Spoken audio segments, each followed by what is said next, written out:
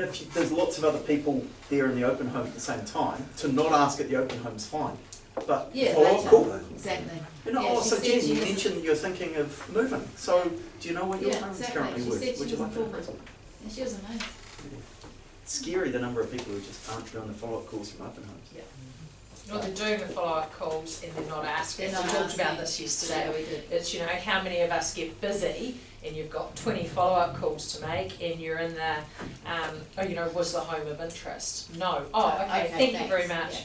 Yeah. You know, it's like, ugh, that's not good real estate. What questions are there from that? You know, are you thinking of moving? So think about Did you this. see something else you liked? You know, do you need to sell?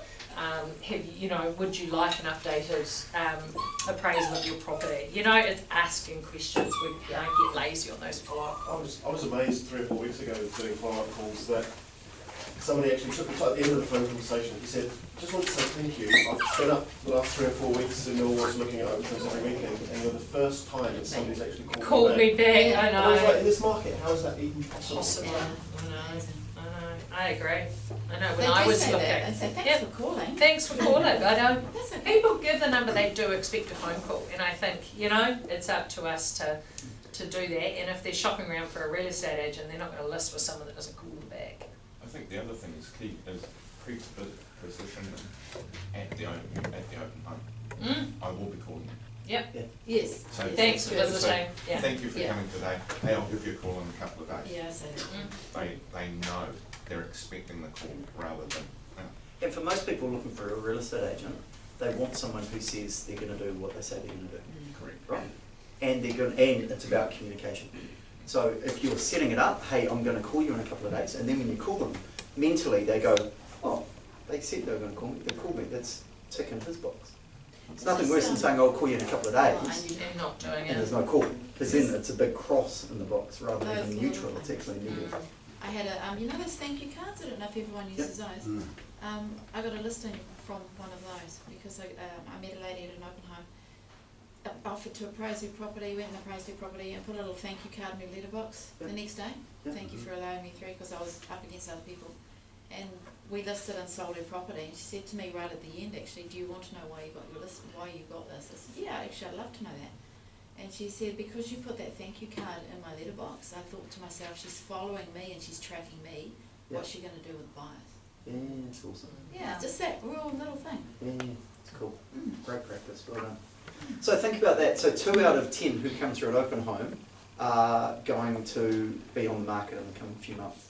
So if you've got to do 20 follow-up calls, guys, if you're not getting 4 possible opportunities, either for an appraisal, either at the time or within a period of time, then statistically you're probably not asking questions.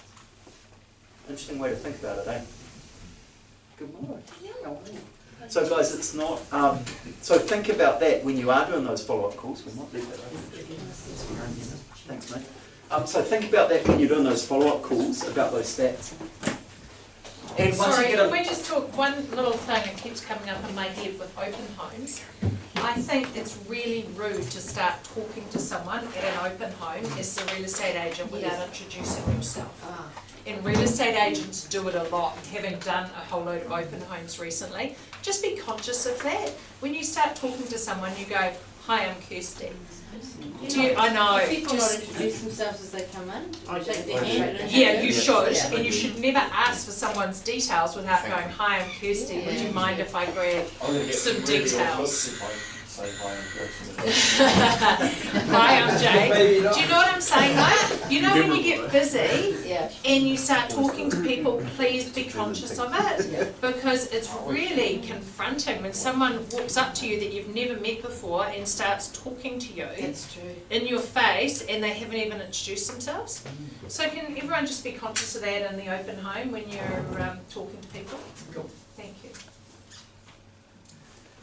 So when you were deciding to sell, what did you do with the marketing material you received? So personalised letters, 45% of them kept them in terms of a personalised letter that was sent to them.